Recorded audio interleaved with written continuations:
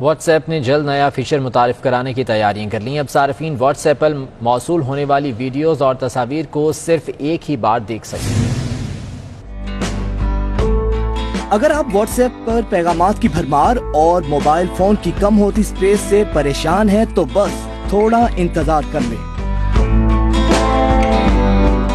اب what's app پر تصاویر اور ویڈیوز کو صرف ایک ہی بار دیکھ سکیں گے، کیونکہ واٹس ایپ جلد ایک فیچر متعارف کرانے والا ہے جو صارفین کو ایسی تصاویر اور ویڈیوز بھیجنے کی اجازت دے گا۔ اس فیچر کے ذریعے مطلوبہ پیغام دیکھنے کے بعد وہ خود بخود ڈیلیٹ ہو جائے گا۔